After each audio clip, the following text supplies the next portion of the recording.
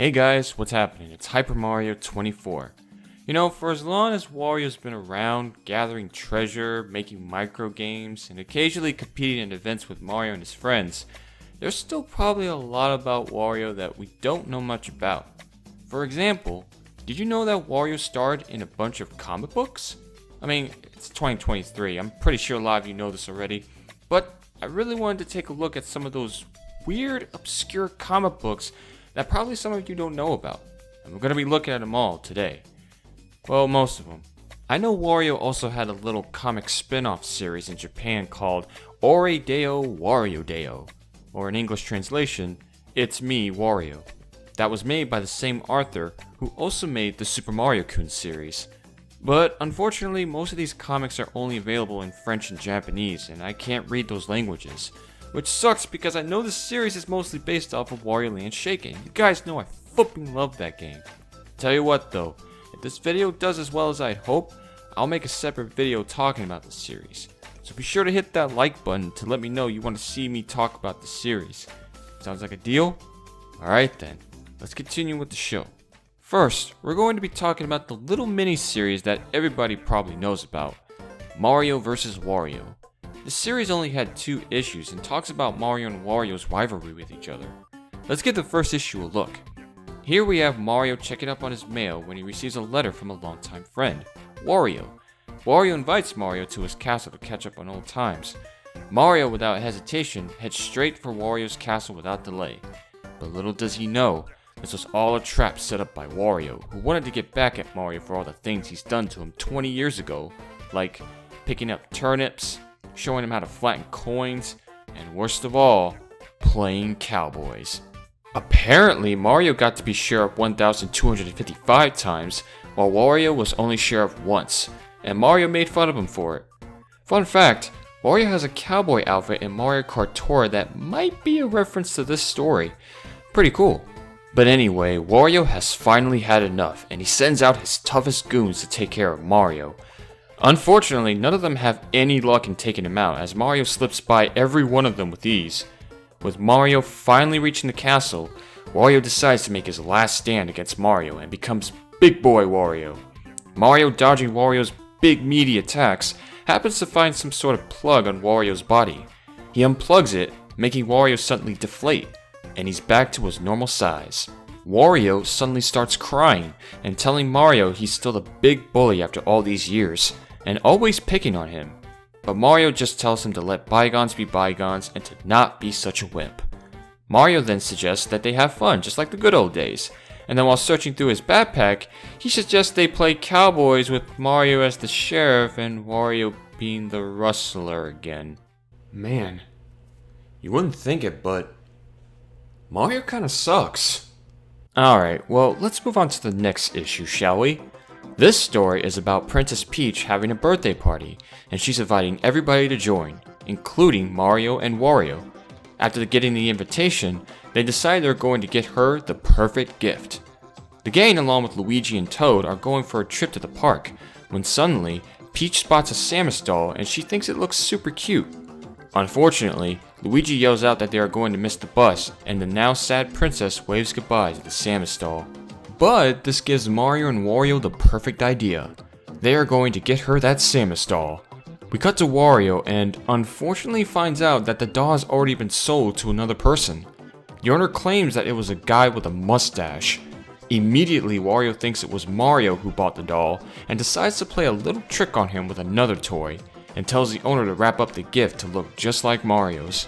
On the following Sunday, Wario spots Mario with his present and decides to pull the old switcheroo on him when he gets a chance. Inside, the Toads are busy decorating for Peach's birthday party. Wario tells Mario that the Toads need his help decorating the place, and Mario, looking nervous for some reason, replies by saying he will help them. Suddenly out of nowhere, Peach asks Wario for his help. Wario tries to get Mario to take his place, but Peach says she really needs Wario's help. With Wario helping the Toads hold up a sign, Peach asks Mario to get the door for the guests. Mario races off to the doors, giving Wario a chance to make his move, and swaps the presents. He immediately gives Peach his present, and when she opens it, boom! Wario was shocked to see that the present wasn't the Samus doll. Mario mocks Wario, of course, and presents the princess with his gift, but Wario claims that Mario has his present and that Mario switched them. The two have an argument while Peach opens to see what Mario's present could be, and lo and behold, it's another Jack-in-a-Box.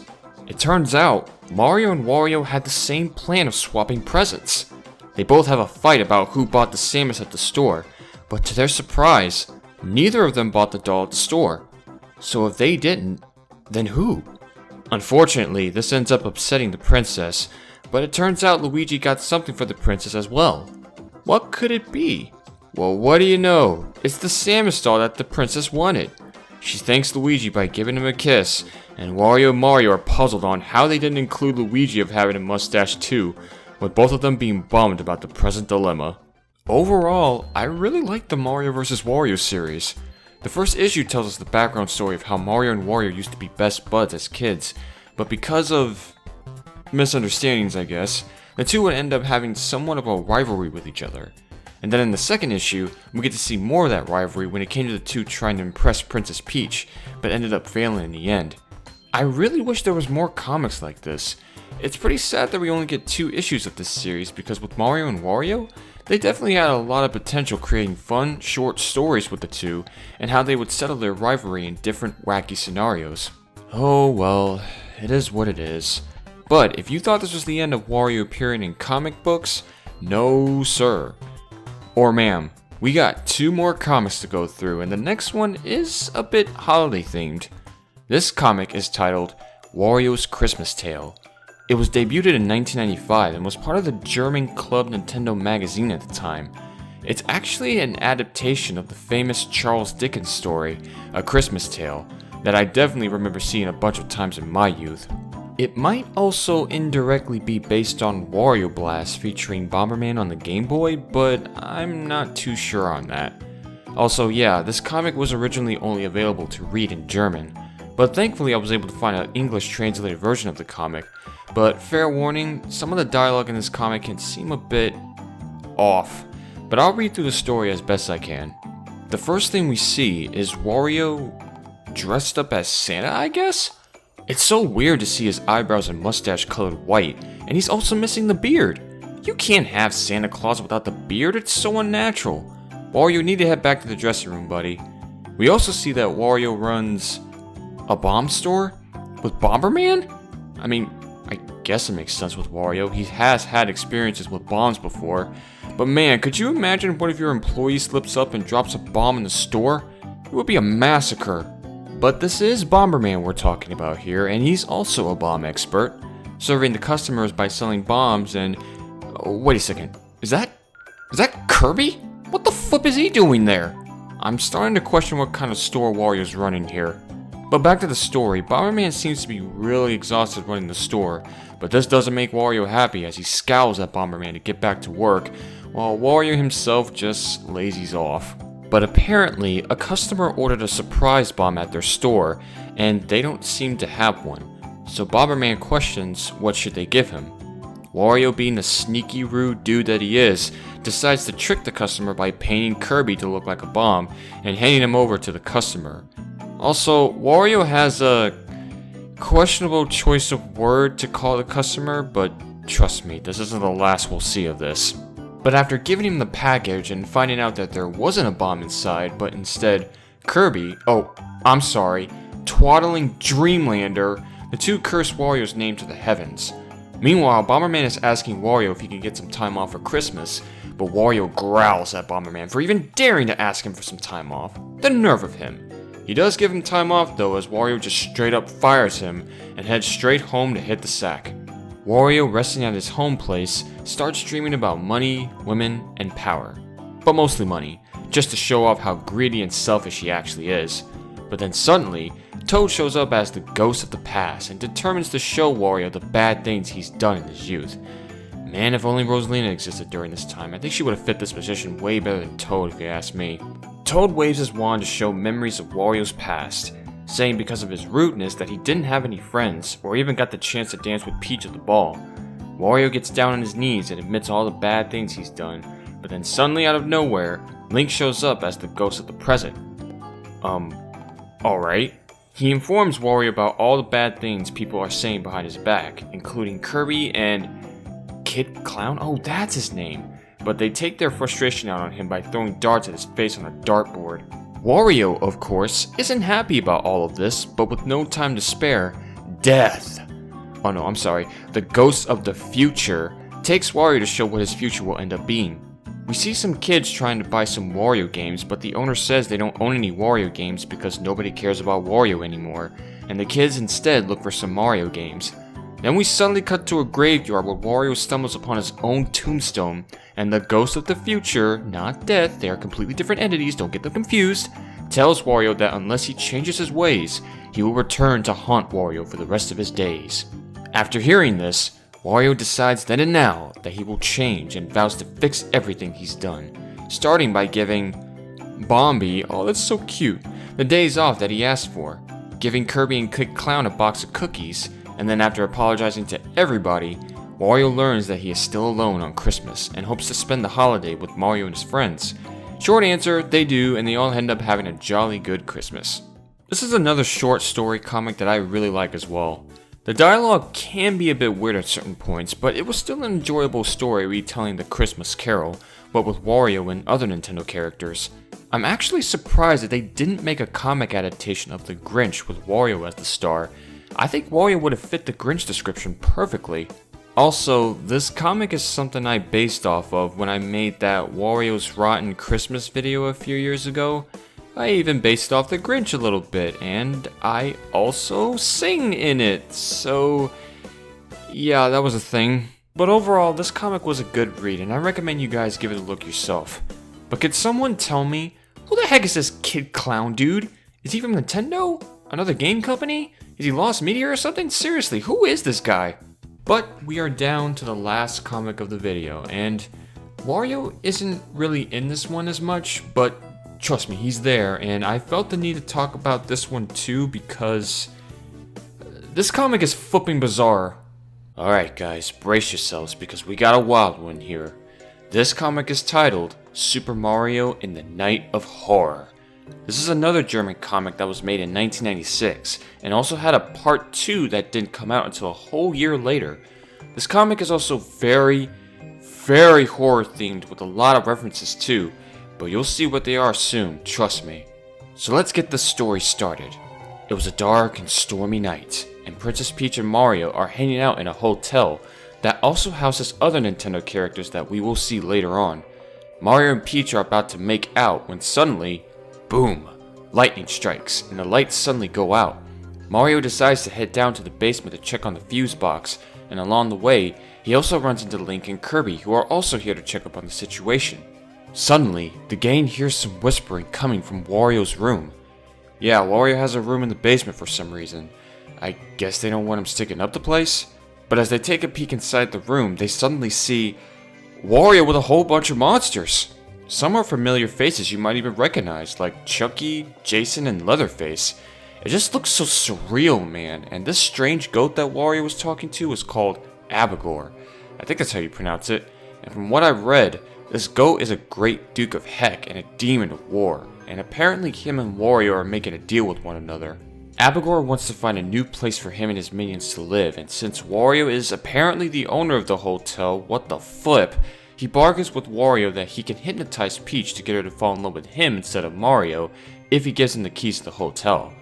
Wario, being too overly giddy about the idea, decides to sign the contract and hands the keys to all the apartments in the building over to Abigor, and the minions are now running amok on the hotel with the heroes pondering what to do. Suddenly, Kirby finds a strange chest with writing on it, but unfortunately doesn't know how to read well. Also yes, Link and Kirby actually speak in this comic, which is a little bit jarring, especially in Kirby's case, but trust me, it gets even more jarring from here. Good lord, this comic. So it turns out the writing on the chest says it belongs to Van Helsing, the legendary vampire slayer that defeated Dracula, and inside the chest they find a whole assortment of weapons, along with some questionable outfits that they for some reason decide to try on, as well as some blood-filled test tubes that they drink without hesitation. Like, what? What the flip is wrong with these guys? Would you honestly drink something you find in a random chest that looks straight up like blood? I do it all the time. I call it fruit punch. Cheers. But wait, it gets better. That red serum, believe it or not, has powered up our heroes and now they look like this. Though the way the comic is describing the situation is totally off the mark. They do not look like heroes, they look like they want to straight up kill people. Though I will say, I'm not really too shocked about Kirby's appearance here. I mean, with the insane enemies Kirby has faced over the years, the Kirby lore heavily implying that he could be a god of destruction, the Punch-Out stage where his title name is literally called the Pink Demon, and with this disturbing face Kirby makes in Star Allies? Yeah, it seems appropriate. But with the monsters wreaking havoc all over the hotel, the three bloodthirsty amigos make their stand against Abigor's minions, and an epic battle ensues. The heroes miraculously come out on top, chasing the monsters away. They revert back to their normal selves, hide the chest so that none of its contents can fall into the wrong hands, and they each go back to their rooms feeling reassured about the whole situation. Mario heads back to his room to check on Princess Peach, only to find that she's been suddenly turned into an eyeless zombie. And that's where the first part ends. Now we move on to part 2 of the comic, and if you thought the first part of the comic was crazy, oh boy, wait till you see part 2. So the second part begins with Kirby and Link deciding to hang out together and watching some TV, but then suddenly, Mario barges in and slams Kirby into the wall. Poor guy. Mario informs Link and Kirby that Princess Peach has suddenly turned into a zombie, and the three go back to Mario's room to investigate, only to find that Peach is nowhere to be seen. But then, Mario suddenly finds a mysterious looking cube that I swear I've seen somewhere before, but I can't quite put my finger on it. Mario suddenly gets the urge to try and open the cube, but in doing so, the environment starts to change and Kirby and Link seem to be in massive pain. The cube suddenly disappears from Mario's hands and things seem to be normal now. After that nonsense, Mario suggests that they search for Toad and check all the rooms, but while doing so, each one of them gets sucked into a mysterious portal and then they suddenly find themselves in heck, as they described it. That's another thing, these characters say heck a lot in this comic. It's another thing that's jarring about this issue. They also scream this word Holiro for some reason, and I cannot for the life of me find out what this word means. I've tried looking, believe me, but Google just keeps giving me mixed results, and the only thing I can find out about it is that it's a German word. If you know what this word means, please let me know in the comments. But with our heroes scared and confused, they happen to see a creepy skeleton hand holding out a book of some sorts. They go to grab it, and it appears to be a magic spellbook. Thinking it could help them, Mario reads out a magic spell, which he can suddenly do all of a sudden, and the three get zapped with a bolt of lightning. And you want to know what happens next? Holy row! I'm gonna need a bigger bottle. More like holy shoot. Apparently Mario read the wrong magic spell, and now they're all females rocking some makeup to boot. This is weird in so many ways, but I will say they absolutely look fabulous! But after that sudden change, Mario finds and reads out the right spell, and suddenly a new path opens for our heroines. They stumble across an even darker path with an endless hall of gold-looking doors. Kirby is absolutely rocking them heels, by the way, holy cow. But as they go even further, they are suddenly creeped on by Jason and Chucky, who take them to Abigor's secret lair. Abigor greets the darlings and tells them that they are too late to save Peach, and orders his henchmen to take them down. Desperate, Mario attempts to try to find a new spell that could give them a boost in this predicament, and he suddenly finds the Dark Hero Horror spell. He activates it, and the three heroines are now somehow even scarier looking than their last transformation. Shoot, not even scary, they just look straight up ridiculous. Mario looks like a goblin gangster who's ready to bring down the hammer. Link is some wolf vampire bat hybrid? I don't know. And Kirby is Pinhead. He is just straight up Pinhead. Who you calling Pinhead? If you guys don't know, Pinhead is the antagonist of the 1987 horror film Hellraiser. I know what I said. He's an entity that appears only when a person manages to open the dangerous golden box, and if they do, let's just say they are in for a bad time. I'm actually starting to remember where I've seen that gold box that Mario was holding, and Kirby's design, though it looks a bit different, is a clear reference to Pinhead. And also a little fun fact, my closest friend is a big horror fanatic and she loves this character as well as the movie. She might get a kick out of Kirby's design here. So girl, if you're watching this, you're welcome. And I really hope you feel better soon. But with the heroes thirsty for blood once again, they start having a party. In heck! And chaos ensues once more. The heroes manage to come out on top once again with the monster stating, "Abigor, they were very rude to us and hurt us. I'm scared." I'm sorry, I cannot take this comic seriously, man. But yeah, the heroes manage to find Peach still zombified, unfortunately. But when Mario tries to talk to Peach and to assure her that she's safe now, you wanna know what she replies back? She says, "Your mother scrubs toilets in heck." I am not making this up. Mario then tries to tell Peach that she is stronger than this curse, and sure enough, she reverts back to her normal self. With Peach rescued, all that's left now is for the heroes to return home. Mario chants another spell that would seemingly take them back home, but just when they think they are back, they suddenly end up in... how do I pronounce this? Muskantinstendel? This is a festival that is apparently an Austrian variety show that features cheesy pop culture music? I'm not sure, I'm just reading what the comic says. Well, Kirby and Link seem to be enjoying themselves, with Mario not looking too happy and saying that the situation is worse than heck, with Peach ending the comic by saying, "According to the script, now I have to say the end." Wow. This comic was just unlike anything I've ever read before. It puts the well-famous Nintendo characters in such a bizarre and surreal situation that you probably won't see something like this today. Not to mention, they go through weird transformations and have some dialogue that will make you think, wow, I can't believe Mario said that. Don't even get me started on the horror tropes. There are so many creepy monsters here, including ones from famous movies you never thought a Nintendo character would interact with. It is so flipping absurd that I actually liked it. It is a very odd comic that seems so out of place for these Nintendo characters, but I still think it's worth a read, if anything for the laughs, for just how ridiculous the scenes and dialogue can get at points. And if you're a horror fanatic, you'll probably get a kick out of seeing some of your favorite killers interacting with Mario and his friends. Definitely give all these comics a read when you get the chance. You can easily find them with a quick Google search. They all tell some fun, short, and quirky stories that's sure to give you some laughs or at least make you smile. I really hope that Nintendo will make comic books again someday, especially about Wario, because I would love to read about my boy going on treasure hunting adventures. Heck, there are still some comics on his adventures that I still need to look at, but that's definitely for another time. But that is where I'm going to call it a wrap for this video, guys. Thank you all so much for your patience on this one. I'm sorry it took me a little long to get it out, but I'm just glad I didn't make you guys wait 2 months for this one, so that's something, I guess. And you guys won't be waiting too long for the next video. It's another Hyper Talks episode, and those don't take me too long to make, so I hope you guys are looking forward to that as well.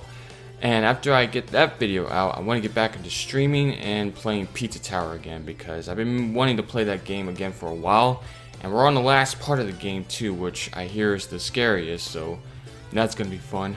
So I hope you guys are looking forward to that as well.